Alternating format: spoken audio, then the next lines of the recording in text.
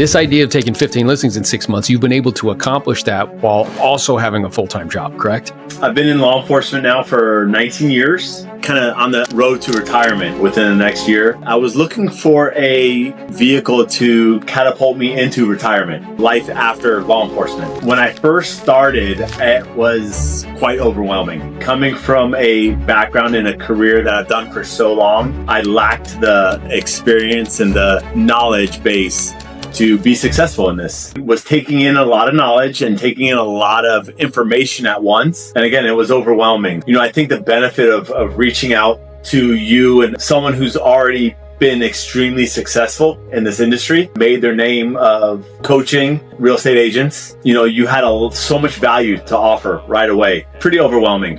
Kind of working a full-time job at the same time in law enforcement still, and trying to prospect for clients, understand the fundamentals of real estate, the necessity of just the way things are supposed to work in this business was extremely difficult for me. And I think that's a direct testament to what you're saying in terms of proximity being power and really dramatically shrinking the learning curves. Everybody that I know who has produced outsized outcomes from a business perspective, they always went through the rocky cutscene of embracing the suck and running up the hill and like hitting the meat in the freezer. And that sometimes can take somewhere from 3 years to sometimes 5, years of that rocky cutscene to build the foundation of skills. Right? The foundation of mindset, the foundation of not just learning what to say and how to say it, but then learning emotional intelligence, which we've spent time with. Because even though you came from one area, this area is kind of interesting because in one area you have full authority and like people have to listen to what you say. In this area, they don't. So I'm making an investment in my career by aligning myself with someone who's already done what I want to do. I've aligned myself with someone who's been extremely successful in, taking 2,000 plus listings in his career yourself. Value outweighs the percentage split that you're going to pay out. So basically it's I know for a fact that I wouldn't have done this volume of business in the last 6 months on my own. If I was solo in this right now, I wouldn't be where I am today. Most realtors out of the gate are doing 2-3 deals a year, and that's maybe on their own. So for me to be this successful is only showing me that, the sky's the limit in the future. In law enforcement, I know you've been, kind of stellar, top of what you do. You're also SWAT, the elite force of law enforcement. My hallucination is a lot of people who perhaps had done that in their life, there may be like an ego there, like, I got this, like I can figure this shit out, like it's just me, you know what I mean? I'll do it myself. So talk a little bit about that, because I don't get that from you at all. What's funny is I'm make a quick correction to that, how you may imagine that a lot of SWAT guys are like, oh, I got this, I'm on my own, I can do this.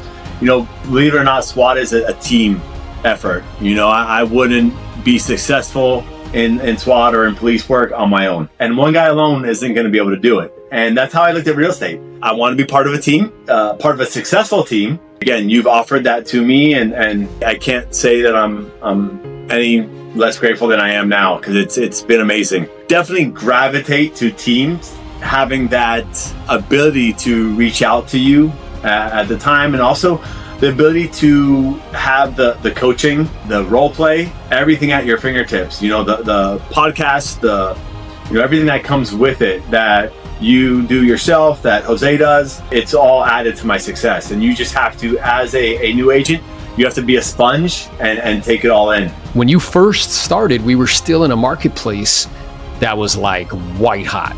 So like the whole kind of focus was on listings. And I've trained you to do that, right? Like how to talk to people, pre-qualify, go on appointments, take listings. And anything that you listed, it would sell. And then I remember the marketplace shifting rather quickly because the cost of money went up dramatically. And me and you having conversations like, hey bro, we need to focus on pre-qualification and the pricing portion of listing presentation. Because what happened is we ended up with like 6 listings and none of them were selling. And I remember you get on a call with me because you have, this like heart to serve and like it really bothered you. It's like, oh man, like it's not selling. Is there anything we could do, Aaron? And I was like, hey brother, yeah, we got to ask for a price reduction. You're like, that's it? I'm like, yeah, that's it. Because really that, and then I remember like sometimes jumping on calls with you to help guide people through that price reduction conversation.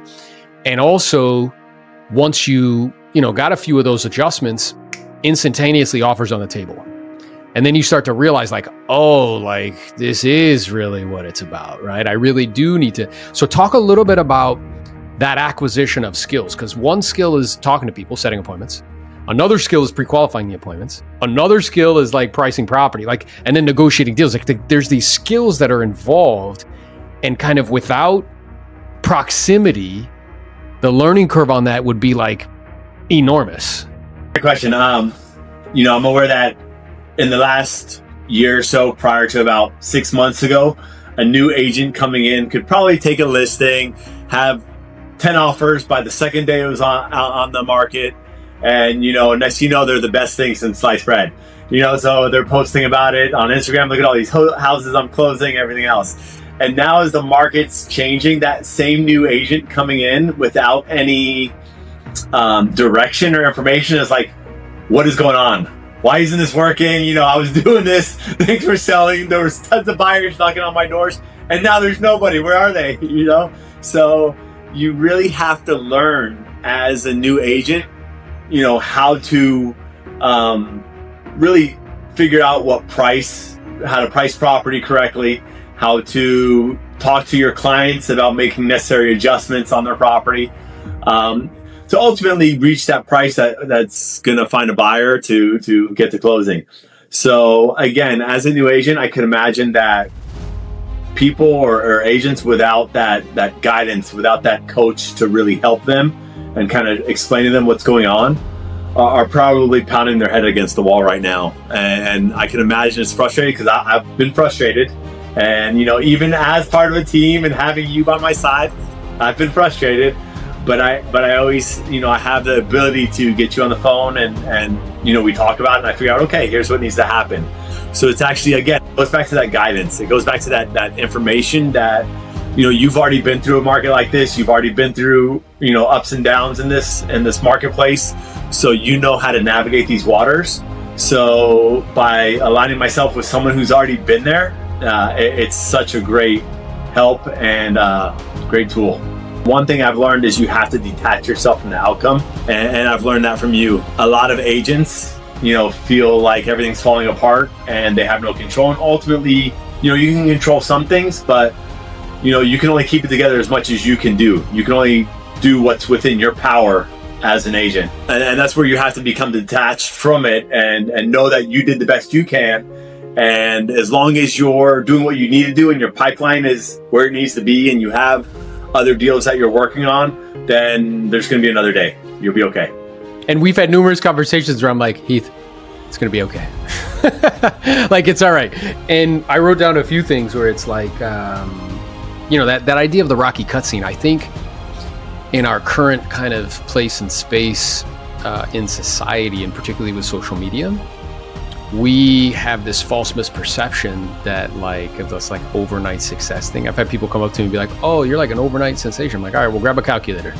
I want you to multiply, 3 hours times 280, then multiply that by 16. That's the amount of time that it took me to become an overnight sensation. Salespeople think what's going to help them to get from 25 to 50 is lead sources, lead follow-up, maybe practicing some skills. Now, the thing that agents need to focus on the most is actually systems and delegation. You can only grow to the proportion that your systems will allow you to. The real thing that's keeping you stuck is a lack of systems, processes, and procedures and staff that's helping you. That's why agents end up at this 20-25 deal a year mark in perpetuity. It's not terrible. You're making pretty okay money. Maybe you're saving a little bit. It's definitely not a place where you're aggressively getting ahead and moving towards financial freedom and independence.